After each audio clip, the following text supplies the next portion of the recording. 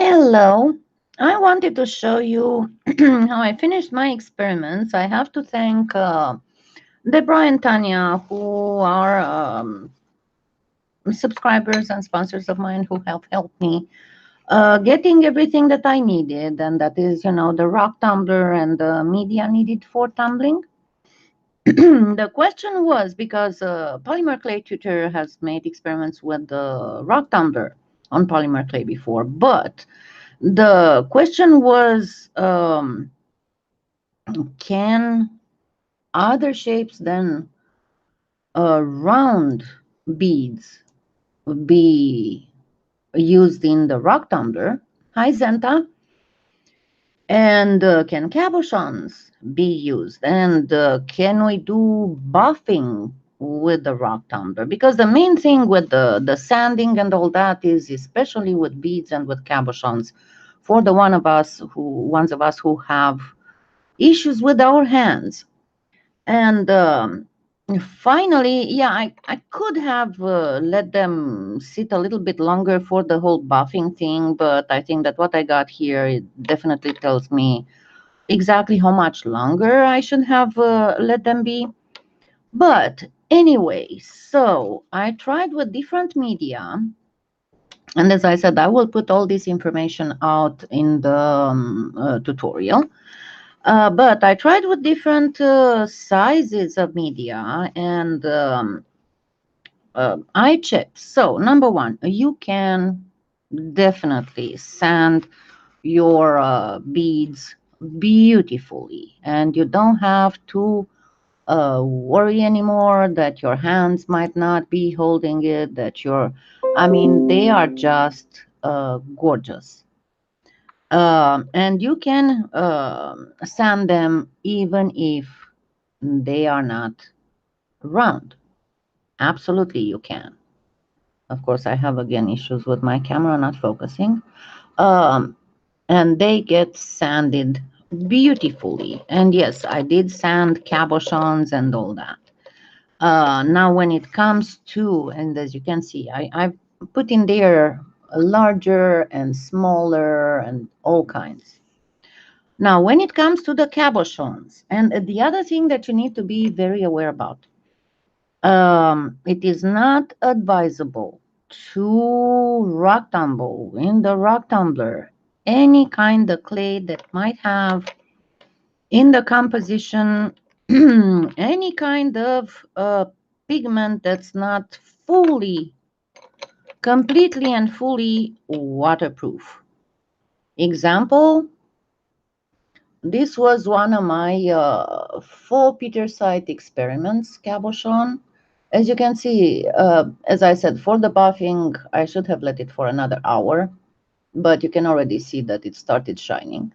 But this was one of my experimental full Peter sites. Come on, camera, come on. The thing is that I had obtained the colors with various pigments, alcohol inks and other pigments. And as you can see, they are bye-bye. They're not there anymore. The same happened to like this bead. This bead also was made with all kinds of alcohol inks, and it was so pretty, and it is primarily white, except for a few traces of clay that was already colored. But anyway, the other thing is, obviously the cabochons and the bigger pieces need a little bit longer time to get a shine. As you can see, there's a huge difference. This one barely has any kind of shine, while the other ones that are smaller do have one. Of course, it's not like, as I said, I should have let them at least another hour, if not more.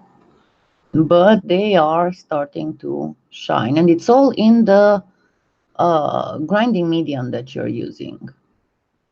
The other issue is the brand of clay. So just to show you how souffle looks. It's a little bit more mated. Yes, it does get some shine, but it is definitely not as shiny as Primo or Pardo. As you can see, they are getting very nice shine, and you can definitely do all kinds of shapes and all kinds of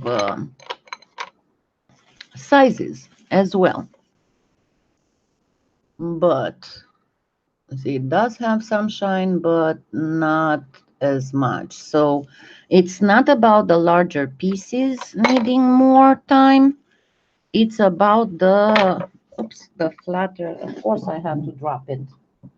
It's about the flatter pieces. I mean, see, this one is a round piece. It is primo, and it is almost, come on, it is almost fully buffed nicely. So none of all these beads have I, or cabochons, have I sanded or buffed or anything. This is, as you can see, it's still got the paper towel to soak the water. These are exactly how I just got them out from the rock tumbler, and they are starting to shine up.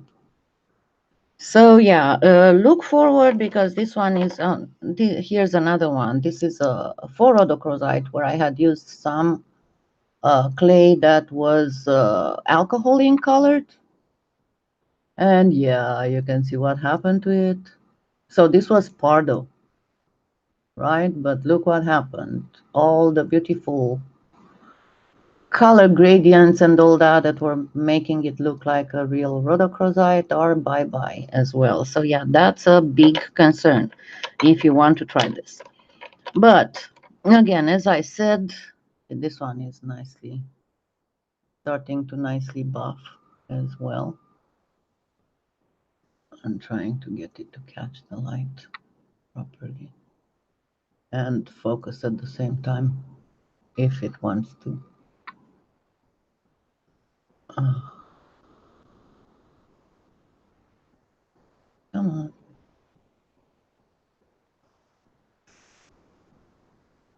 It doesn't want to. Anyway, I hope you can see that it is shiny and all that. Anyway, it should take me at least another week to be able to. Hi, Guadalupe.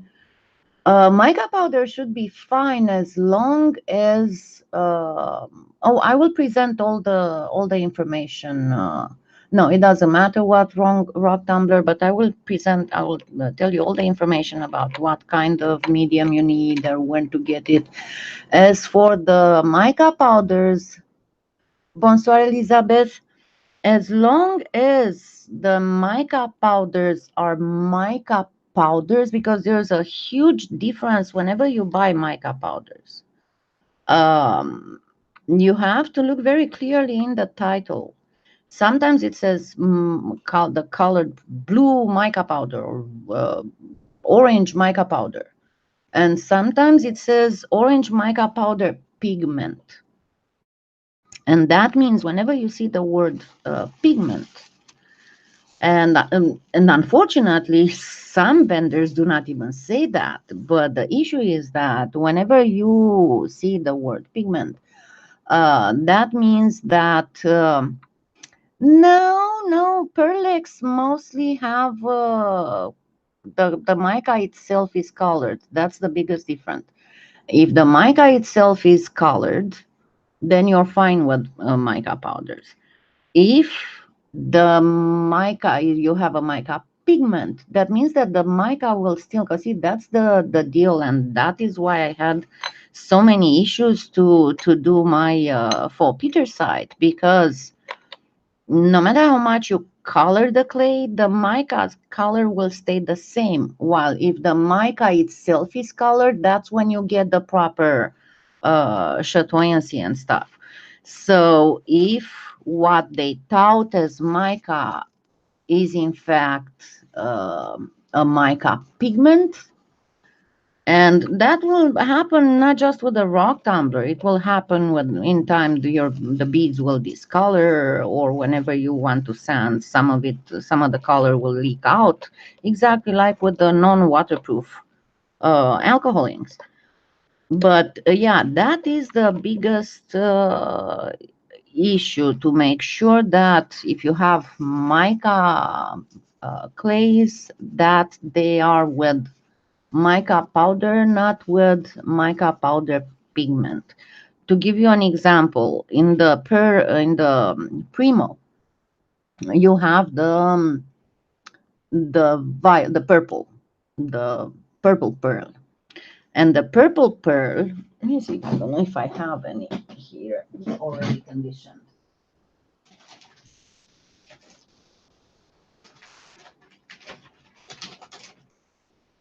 Yeah, because this is pretty much the best example.